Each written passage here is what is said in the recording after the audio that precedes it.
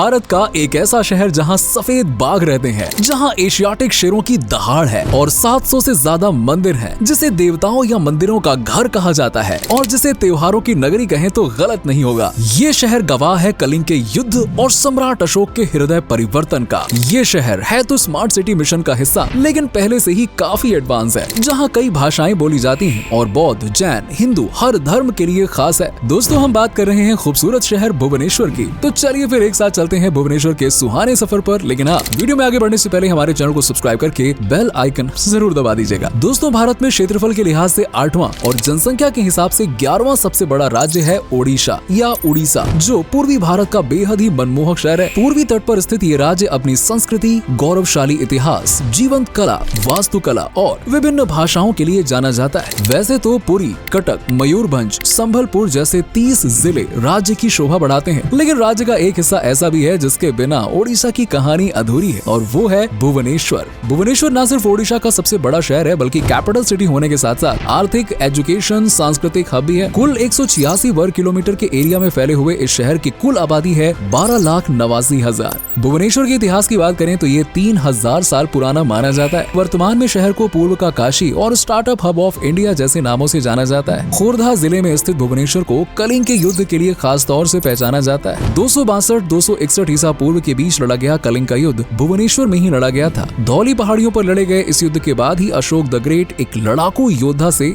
बौद्ध धर्म के अनुयायी बन गए थे। लाशों का ढेर देखकर उनका हृदय परिवर्तन हुआ और उन्होंने हमेशा के लिए लड़ाई झगड़ा छोड़कर बौद्ध धर्म अपना लिया, जिस वजह से भुवनेश्वर में बौद्ध धर्म का प्रचार प्रसार तेज हुआ, जिसकी छाप हमें आज भी देखने को मिलती है। शहर में 0.02% हिस्सा बौद्ध लोगों का है और यहाँ शांति पैगोडा नाम से एक शांति स्तूप भी है, जो धौली पहाड़ी पर है। 1970 के दशक में बने इस स्तूप में शिलालेखों को काटकर एक हाथी की मूर्ति भी बनाई गई है, जिसे ओडिशा की सबसे पुरानी बुद्ध मूर्तियों में से एक माना जाता है। न सिर्फ बौद्ध धर्म बल्कि हिंदू, मुस्लिम, सिख, ईसाई और जैनियों के साथ अन्य धर्मों से जुड़े लोग भी यहाँ पे रहते हैं, और ये शहर हर धर्म के लिए उतना ही खास है जितना बौद्ध धर्म के लिए है। प्रथम शताब्दी में भुवनेश्वर में जैनों के प्रमुख राजा खारवेल हुए थे। वहीं करीबन 1000 वर्षों तक शहर में बौद्ध धर्म फलता फूलता रहा और 7वीं शताब्दी के दरमियान यहाँ सैकड़ों हिंदू मंदिरों का निर्माण किया गया। भुवनेश्वर ने कई राजाओं का शासन बनते और बिगड़ते देखा है, जिनमें चेदी, केसरी, सातवाहन और सोम जैसी राजवंश शामिल हैं। जबकि 16वीं शताब्दी में भुवनेश्वर पर मुगलों का शासन चला। वहीं 1803 में अंग्रेजों ने भुवनेश्वर की सत्ता अपने हाथों में ले ली और इसे बंगाल प्रेसिडेंसी का हिस्सा बना दिया गया। साल 1912 तक भुवनेश्वर बंगाल का ही हिस्सा रहा, लेकिन फिर इसे बंगाल से अलग कर ओडिशा में मिला दिया गया। जबकि आजादी के बाद साल 1948 में ओडिशा की राजधानी कटक से भुवनेश्वर शिफ्ट करने पर मुहर लगा दी जाती है और 19 अगस्त 1949 को ये ऑफिशियली अनाउंस कर दिया जाता है कि अब से भुवनेश्वर ही ओडिशा की राजधानी है। हालांकि आज भी कटक और भुवनेश्वर को ट्विन सिटीज कहा जाता है। इस शहर को the city of temple city in जैसे नामों से जाना जाता है, क्योंकि पूरे शहर में 700 से भी ज्यादा प्राचीन मंदिर मौजूद है यार, जिनमें से ज्यादातर भगवान शिव को समर्पित है। तभी तो शहर को अपना नाम भगवान शिव के नाम से ही मिला है। दरअसल भुवनेश्वर को अपना नाम त्रिभुवनेश्वर से मिला है। त्रिभुवनेश्वर यानी कि तीनों लोकों का स्वामी, और ये तो पता ही है आपको कि कौन है स्वामी। प्राचीन कहानियों की माने तो भुवनेश्वर भगवान शिव की सबसे पसंदीदा जगह हुआ करती थी। यूं तो ओडिशा में कोणार्क का सूर्य मंदिर, श्री जगन्नाथ मंदिर जैसे कई शानदार मंदिर है, लेकिन भुवनेश्वर के मंदिरों की बात ही निराली है। आपको यकीन नहीं होगा, लेकिन कहते हैं कि एक समय पर भुवनेश्वर में 7000 से भी ज्यादा मंदिर हुआ करते थे, लेकिन बाहरी आक्रांताओं ने शहर में कदम रखकर कई मंदिरों को तोड़वा दिया। इसके बावजूद भी आज ओडिशा में 700 से ज्यादा मंदिर। शहर का विकास भगवान शिव को समर्पित लिंगराज मंदिर के आसपास शुरू हुआ है। भुवनेश्वर कोणार्क और पुरी को मिलाकर स्वर्ण त्रिभुज यानी कि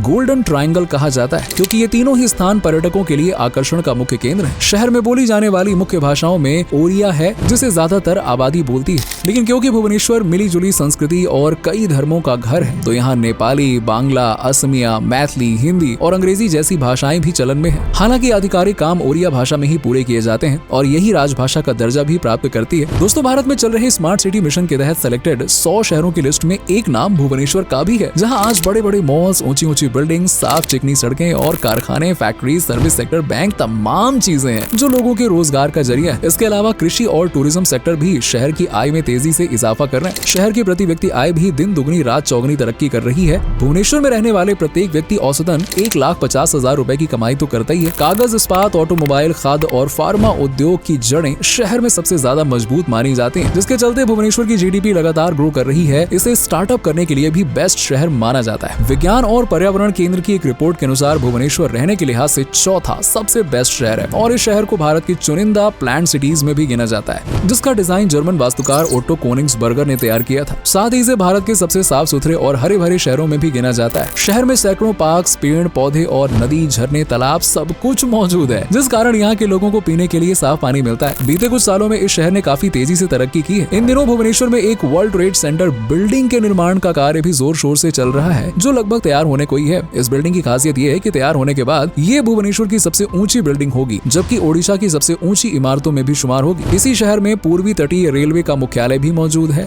दोस्तों, भुवनेश्वर को ओडिशा के शैक्षिक केंद्रों के रूप में देखा जाता है। शहर का साक्षरता दर 91.87% का है, जिसमें से महिलाओं की साक्षरता दर 88.73% है, जबकि पुरुषों की 94.66% है। वहीं भुवनेश्वर में प्रति 1000 पुरुषों पर 890 महिलाएं हैं और शहर में स्थित जेवियर इंस्टीट्यूट ऑफ मैनेजमेंट, भारतीय प्रौद्योगिकी संस्थान, उत्कल विश्वविद्यालय जैसी कई नामी यूनिवर्सिटीज, कॉलेज हैं, जिनमें न सिर्फ भुवनेश्वर बल्कि ओडिशा समेत पूरे भारत के बच्चे शिक्षा हासिल करने के लिए पहुंचते हैं। शिक्षा के साथ साथ खेल कूद के मामले में भी भुवनेश्वर हमेशा आगे रहता है। हॉकी, खो खो, क्रिकेट और फुटबॉल इस शहर के लोगों की पहली पसंद है। शहर में कई स्टेडियम भी बने हैं, साथ ही यहाँ पे गोल्फ कोर्स भी स्थित है, जहाँ खिलाड़ी गोल्फ का मजा ले सकते हैं। साल 2017 में भुवनेश्वर में एशियन एथलेटिक्स चैंपियनशिप का भी आयोजन किया गया था।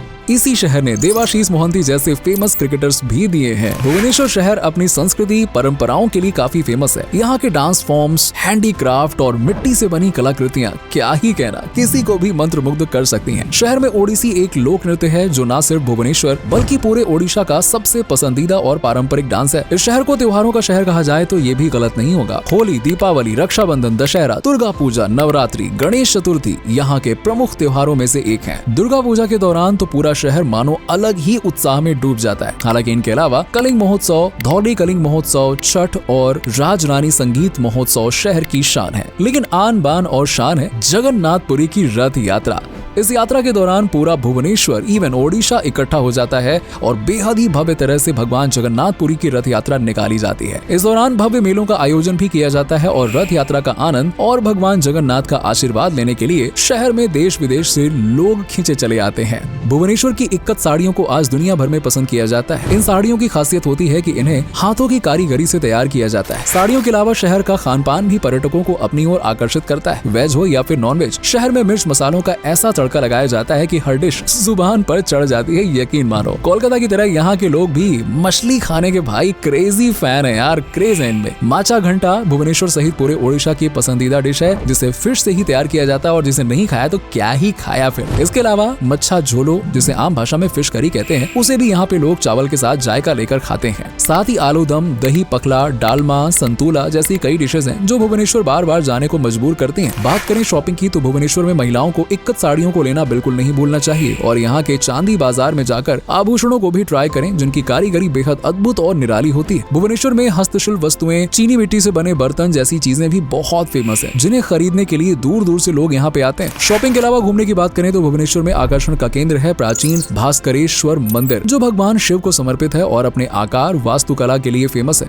मंदिर बिल्कुल बौद्ध स्तूप जैसा नजर आता है और इसका जिक्र कुछ पवित्र ग्रंथों में भी किया गया है। वहीं श्री परशुरामेश्वर मंदिर भी अद्भुत वास्तुकला का अनूठा नमूना है, जहां मौजूद 1000 लिंग इस मंदिर को सबसे आकर्षक बनाते हैं। पत्थर की मूर्तियों पर जो कारीगरी इस मंदिर में की गई है वो हमारे पूर्वजों की शानदार कला का बखान करती है। वहीं श्री मुक्तेश्वर मंदिर को भी भूला नहीं जा सकता, जिसे हिंदुओं के पवित्र तीर्थ स्थल के रूप में भी देखा जाता है। 10वीं शताब्दी में बना ये मंदिर लगभग 35 फीट ऊंचा है, जिसे पत्थर की नक्काशी से सजाया गया है। 11वीं शताब्दी में बना लिंगराज मंदिर भी भुवनेश्वर में सबसे प्राचीन और लोकप्रिय मंदिरों में से एक है, जहाँ भगवान शिव को हरि रूप में पूजा जाता है। ये मंदिर हर साल होने वाले महाशिवरात्रि समारोह के लिए दुनिया भर में फेमस है। इस दौरान पूरे मंदिर को फूल, लालटेन और रोशनी से जगमग कर दिया जाता है और बड़ी संख्या में श्रद्धालु दर्शन करने के लिए पहुंचते हैं। साथ ही यहाँ उदयगिरी और खंडगिरी गुफाएं भी हैं, जो सुंदर नक्काशी वास्तुकला के चलते ऐतिहासिक मान्यता रखती हैं। यहाँ कई जैन मंदिर और कई हरे भरे पार्क भी मौजूद हैं। इनके अलावा आपको नंदन कानन प्राणी उद्यान में जरूर जाना चाहिए, जिसे 1960 में तैयार किया गया था। इस चिड़ियाघर में व्हाइट टाइगर्स, एशियाई शेर, मगरमच्छ और पैंगोलिन और मछलियों की अनेक प्रजातियां देखने देखने को मिल जाती हैं। कुल मिलाकर भुवनेश्वर हर मामले में सही कहा जाए तो बेस्ट है। फिर चाहे घूमना हो, खाना हो, पढ़ना हो या जॉब, बिजनेस, कुछ भी हो, यहाँ घूमने के लिए ज्यादा खर्च भी नहीं होगा। 40 से 50 हजार रुपए में आप भुवनेश्वर को एक्सप्लोर करते हुए पैसे बचाकर भी वापस आ सकते हैं। जी हाँ, तो दोस्तों भुवनेश्वर शहर के बारे में कौन सी चीज आपको सबसे आकर्षक लगी, कमेंट सेक्शन में कमेंट करके जरूर बताइएगा। क्या आपने भुवनेश्वर देखा है या फिर कहीं आप वहीं से तो वीडियो नहीं देख रहे हैं? कमेंट सेक्शन में कमेंट करके जरूर बताइएगा। वीडियो पसंद आई हो तो लाइक करें, शेयर करें और चैनल को सब्सक्राइब कर लीजिएगा। चलिए मिलते हैं आपसे अगली वीडियो में, तब तक के लिए बाय बाय, टेक केयर।